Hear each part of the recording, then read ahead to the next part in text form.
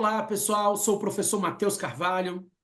Eu sou Wesley Costa e esse é um podcast focado em entender aquilo que os analistas, que os especialistas em licitações fazem e tem mais resultado e por isso são referência e que talvez você possa fazer utilizando a experiência do professor Matheus Carvalho. Esse é o React de especialistas referências em licitações e contratos. E professor, para começar esse podcast, eu queria trazer o caso de uma aluna que se transformou numa grande especialista e o nosso objetivo é o quê? É entender exatamente o que ela fez. E a gente vai ver alguns vídeos dela. Eu vou passar alguns vídeos aqui para o senhor, vou parar em alguns pontos. Eu queria que o senhor trouxesse a sua visão. O que que, na sua percepção, ela fez e que quem está nos assistindo, seja um procurador, um consultor, um assessor, um gestor público, um pregoeiro, um agente de contratação, você que atua com licitações e contratos ou quer aproveitar a oportunidade que existe nessa área, pode aplicar no seu dia a dia e também se tornar referência. Eu vou compartilhar aqui a minha tela. Eu selecionei ah, dois ou três vídeos da Laís, que é uma referência, a Laís Cristina, que é uma referência hoje, mas não era bem assim. Professor, eu vou passar aqui um trechinho da fala da Laís e queria que o senhor me dissesse qual que é a sua percepção, o que que ela fez, né, de diferente que os nossos colegas também podem fazer. De uma família com grandes posses, eu não tenho advogados no histórico da minha família, eu fui a primeira a sair para estudar, era eu e eu. Então eu tinha um filho pequeno, pagava aluguel, porque na minha região não tinha ninguém que dominasse o assunto. Então eu queria sair na frente, obviamente, e dominar, ser referência no assunto. Eu não tinha tempo durante o dia, nem à noite, então eu acordava de madrugada para conseguir rever todas as aulas, regulamentos, enfim. Professor, a gente percebe ela trazendo um cenário, uma realidade de dificuldade e como que ela lidava com isso quando ela estava no início, né? Começando a atuar com essa nova lei de licitações e se portando. Eu queria a sua percepção com relação a essas atitudes dela versus aquilo que traz mais ou menos resultado para quem quer ser especialista nessa área.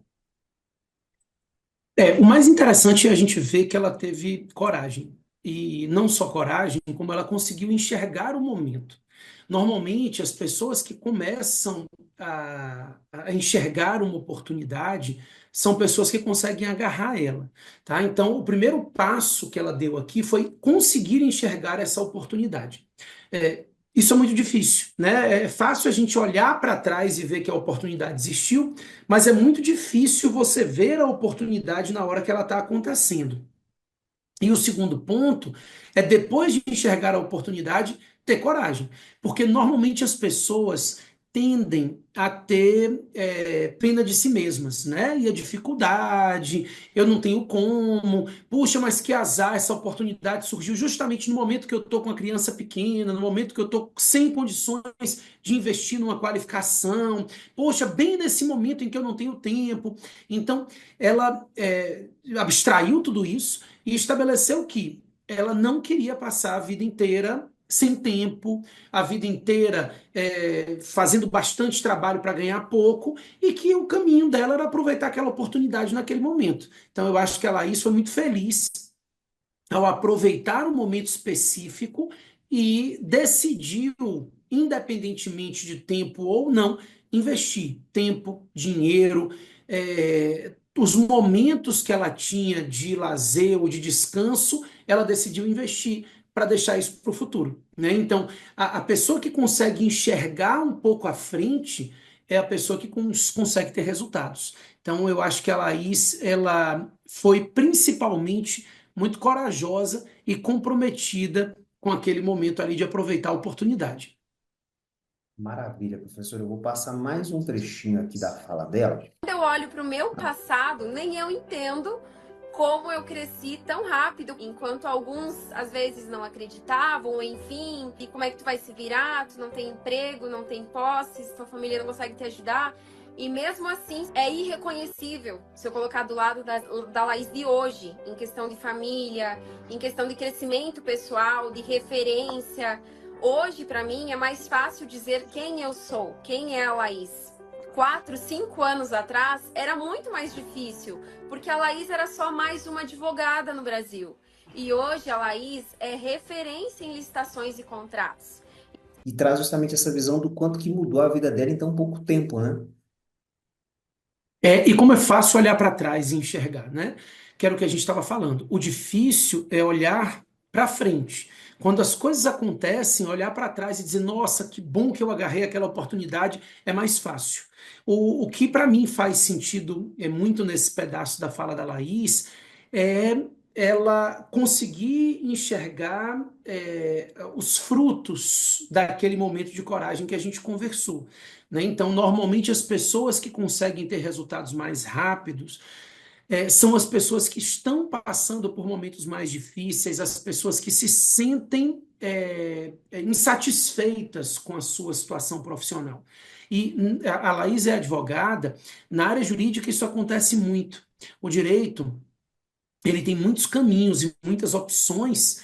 Então, quando você sai da faculdade que você precisa ganhar dinheiro, normalmente você vai para caminhos que têm resultados mais rápidos.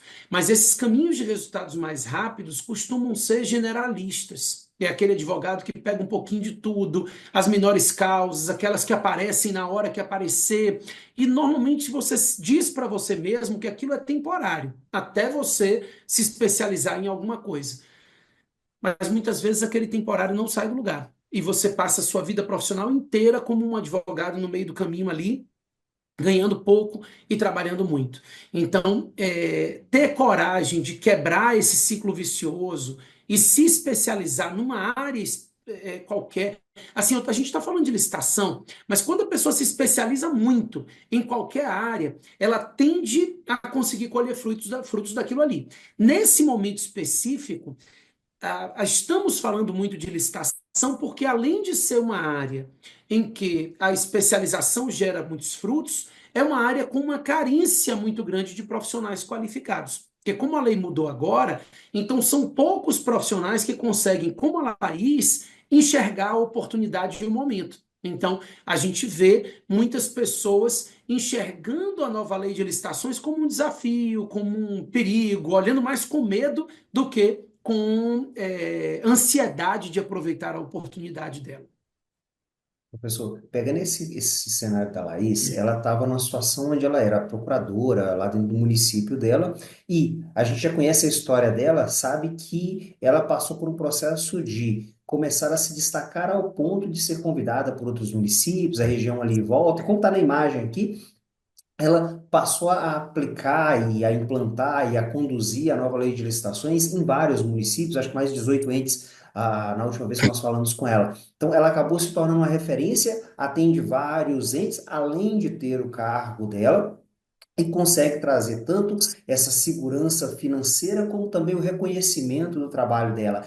E aí vem um ponto, ela se especializou e atuou em cima de entes públicos, mas quais oportunidades que existem para quem quer efetivamente ter essa projeção, mas às vezes não está naquele momento de ter condição de conseguir se colocar junto com os entes públicos, né? O outro caminho, a licitação, ela tem os dois lados. Então, existe essa possibilidade, e é uma possibilidade aberta a todos, né? As contratações com entes públicos via inexigibilidade, normalmente com capacitações, consultoria, assessoria. São muitos entes públicos e a maioria deles ainda está um pouco perdida em relação à nova lei, né? Existe uma variação, alguns já avançaram mais, outros menos, mas assim, praticamente nenhum vai te dizer que está 100% seguro e contratando com tranquilidade. Isso é improvável de você ouvir, porque realmente a lei é muito nova. Mas, além do espaço com entes públicos, a gente tem alguns advogados, alguns colegas, alguns amigos que estão atuando com empresas, né? E aí, quando a gente ouve outros alunos que seguiram para o caminho das empresas privadas, a gente também ouve histórias de sucesso, porque temos uma quantidade muito grande, ainda maior do que de entes públicos, de empresas que são potenciais fornecedoras. Então, muitas delas já são potenciais fornecedoras e querem se qualificar para ganhar mais, outras sequer sabem dessa oportunidade. Muitos anos faturaram aí contratando com particulares e não querem oferecer os seus serviços a ente público porque enxerga que ainda estamos naquela realidade em que fornecer ao ente público significa ter algum tipo de vínculo político, ter seu nome associado a algum político específico, e a nova lei traz a possibilidade de, até nas dispensas de licitação, haver a abertura do procedimento de contratação para qualquer interessado, apresentar propostas ou lances. Então, mostrar às empresas como você consegue agregar no faturamento delas, vendendo para entes públicos, é um outro caminho, e é um caminho que tem dado muitos bons resultados também. A gente pegou um vídeo aqui que a Laís traz um pouco mais desse impacto na tomada de decisão, como o senhor comentou muito bem, a coragem, mas eu queria trazer um outro vídeo dela que ela aborda alguns erros grosseiros que são cometidos em pareceres e também em outros itens, em outros artefatos e procedimentos dentro da área de licitações e contratos. Eu vou puxar aqui para a gente ouvir um pouco mais de questões técnicas. Eu queria a sua visão sobre esses pontos quando a gente fala da parte técnica nas licitações. Eu vou pegar aqui, ó, exatamente no minuto que ela falou um pouquinho sobre um erro, e eu queria a sua visão, a sua percepção e como que os nossos colegas que estão ouvindo, assistindo esse podcast podem utilizar esse conhecimento a seu favor. Várias, né, professor? E a principal que eu vejo, a inicial, é o grande equívoco de muitos colegas acharem que o parecer ele não é necessário, né? E aí nós entramos no nosso primeiro ponto, o parecer jurídico, ele é necessário ou não? Então, professor, é necessário, não é em que situação aquela pessoa que é advogada e pode usufruir desse tipo de demanda, como que ele faz para aproveitar isso? Os pareceres jurídicos são obrigatórios em todos os procedimentos licitatórios. A lei não cria nenhum tipo de ressalva. Então, no momento que a fase preparatória é concluída e passa-se a fase da divulgação do edital, nesse meio do caminho é necessário que seja elaborado um parecer. Então, a consultoria jurídica do órgão vai ter que emitir um parecer, no qual vai ser feita análise jurídica dos documentos apresentados na fase preparatória. Então, isso abrange o ETP, o termo de referência, todos esses documentos precisam ser analisados por esse parecer. E existe a possibilidade desses pareceres serem emanados por meio de advogados contratados, né? A gente sabe que alguns órgãos públicos não permitem isso. Então, o Tribunal de Contas do Estado do Paraná, principalmente, é um dos que considera que o parecer jurídico só pode ser emanado por servidores públicos, mas quando você caminha pelo Centro-Oeste, Norte, Nordeste, até no Sudeste também, você consegue enxergar a contratação de escritórios de advocacia por notória especialização para emitir esses pareceres. Então, é um outro caminho, até porque esse gestor está precisando ter o respaldo das contratações. Ele se sente inseguro, muitos deles acabaram de assumir a gestão pública e querem ter alguém de confiança, alguém que passe a ele confiança e segurança para ele atuar sem medo de ser responsabilizado. Provavelmente é daí que surgiu a demanda para que a Laís possa estar em tantos entes públicos atuando como consultora, como assessora, apoiando eles em cima desse processo. Agora, existe alguma hipótese, professor, que não é necessária a emissão do parecer? Para as contratações públicas, não, né? Tanto nas dispensas quanto inexigibilidades, quanto procedimentos licitatórios, o parecer jurídico é obrigatório. E, na verdade, ele não é só obrigatório, ele é um direito do gestor, ele é um direito do agente, porque ele respalda o agente nas suas decisões. Tomar decisões em licitação é arriscadíssimo. Os gestores públicos que têm muitas coisas para se preocupar, né? Porque quando você vai na prefeitura, por exemplo, ele tem que se preocupar com serviço de saúde bem prestado, educação, assistência, cultura, obras. Então, ele tem que se preocupar com tudo isso, e ao mesmo tempo que ele tem que se preocupar com tudo isso, ele tem que ter o cuidado de contratar com segurança para se preocupar com o CPF dele mesmo. Então, o parecer jurídico é um direito que ele tem, um direito de ser respaldado e de ter a segurança para tomar as decisões nas contratações públicas. É improvável que esse gestor tenha o conhecimento técnico suficiente da nova lei. Então, ele precisa se cercar de pessoas tecnicamente qualificadas para que ele garanta a segurança dele. E, sem dúvida nenhuma, é assim que não só a Laís, mas todos aqueles que estão fechando essas qualificações para atuar como consultores e assessores, eles conseguem entrar nos órgãos públicos por meio da montagem de um portfólio em que eles mostrem que tem qualificação e passem segurança para esse gestor, que é o que pode agregar para eles hoje.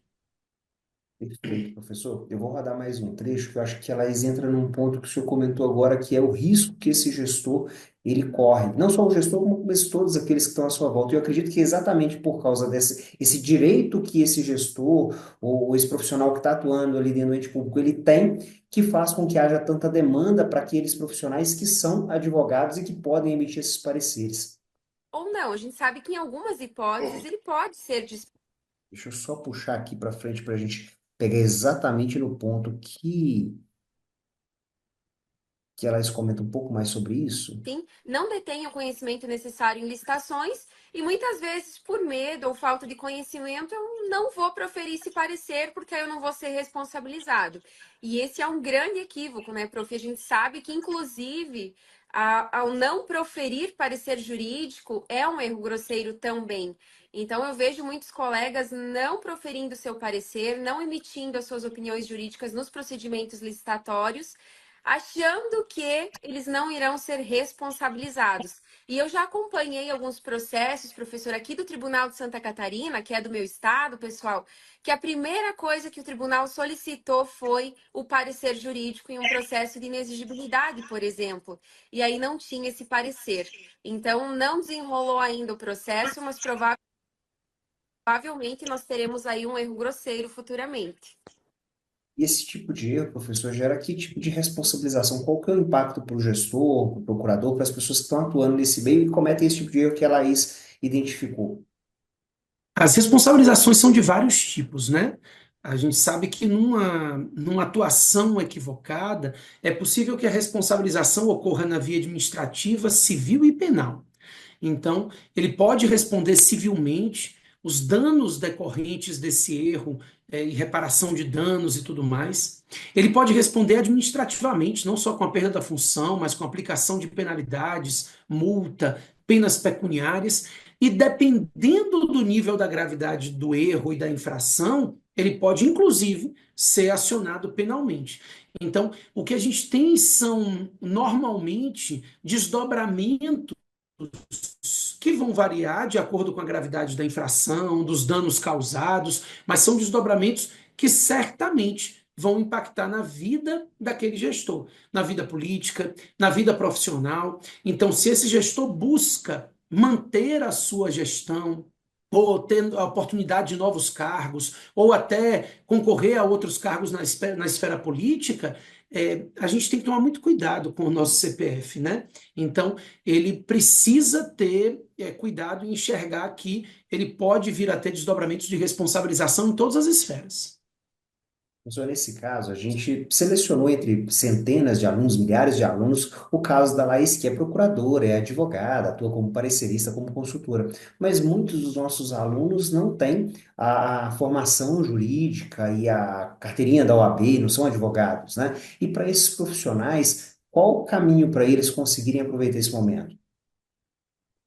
Licitação é muito bacana porque é uma matéria interdisciplinar. Então, o poder público compra de tudo.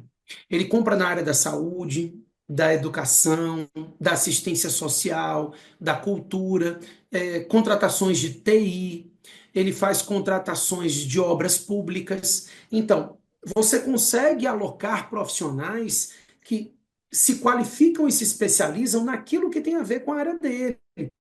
Então, se você está tratando com um engenheiro, esse sujeito que entende de licitação, ele consegue ganhar o dobro da importância dele para o gestor. Porque ele não só entende dos aspectos técnicos da contratação da obra, mas do procedimento licitatório e da contratação da obra em si. Quando você fala de um contador, ele vai conseguir analisar os aspectos orçamentários, mas ele vai conseguir analisar todo o direcionamento para que o empenho seja efetivado com segurança. E assim por diante. Então, se você busca um profissional na área de saúde que vai atuar como demandante, se ele conhece o procedimento licitatório e as obrigações referentes ao planejamento, além de fazer um bom detalhamento técnico, ele vai conseguir fazer peças de qualidade. Então, na verdade, existe espaço para todos os profissionais na licitação. Aquele que domina a lei, independentemente da qualificação acadêmica, sem dúvida nenhuma, hoje tem um espaço, seja na gestão pública, seja na atividade privada, para garantir a boa condução dos processos de compra. Professor, para a gente encerrar a primeira vez que a gente reage a um exemplo, a um caso de um dos nossos alunos, e para encerrar esse primeiro podcast nesse formato, eu queria que o senhor fizesse um resumo dos pontos que o senhor considera principais, que são atitudes que a Laís, que fica aqui nossos parabéns pelos resultados dela, tomou, que o senhor percebeu nas conversas que teve com ela, nesses vídeos que a gente passou aqui, e se eu puder resumir os pontos principais que aqueles que querem ser especialistas, querem dominar a prática, querem se tornar referência, porque atuam com segurança, e ou são referência porque são aquele nome ouvido ali dentro do ente público, ou são referência porque são valorizados financeiramente por isso e fecham vários contratos. O que o senhor diria para eles em termos de atitude e conhecimento que eles precisariam ter, como a Laís, por exemplo, teve? Olha, em termos de atitude, o primeiro passo é identificar a oportunidade que está existindo. E se isso já foi identificado, é a coragem de se dedicar naquele momento, né? Então, a gente pode falar da Laís, a gente pode falar de qualquer outro dos alunos que a gente teve aqui. A grande dificuldade da pessoa é investir em si mesma. A gente vê, normalmente, as pessoas têm como é que eu posso dizer? Tem uma visão mais imediatista das suas vidas. Então, quando você consegue se projetar, essa capacidade de projeção, quando você consegue projetar a sua realidade profissional para daqui a 6 meses, um ano, 2 meses, 2 anos, e você consegue vislumbrar que você pode mudar a rota da sua vida profissional, você tem que ter coragem para fazer isso. E normalmente as pessoas que têm essa coragem, quando olham para trás, conseguem identificar o momento da virada, o momento em que assumiu essa responsabilidade e conseguem enxergar cada um dos frutos que foram colhidos com isso. Então, parabéns não só a Laís, mas a todos que têm tido coragem de buscar essa qualificação. E a gente tem muitas reações para fazer de muitos alunos, graças a Deus. Pessoal, só posso agradecer mais essa oportunidade de estar aqui contigo, trazendo não só o teu conhecimento, mas a tua experiência, os teus resultados para compartilhar com tanta gente que precisa ter a oportunidade de se tornar especialista e graças a esse direcionamento talvez vai ter a coragem necessária para fazer isso. Eu que agradeço. Bom demais conversar sobre licitação e conversar sobre os resultados dos alunos ainda mais. Obrigado, pessoal. Valeu, pessoal.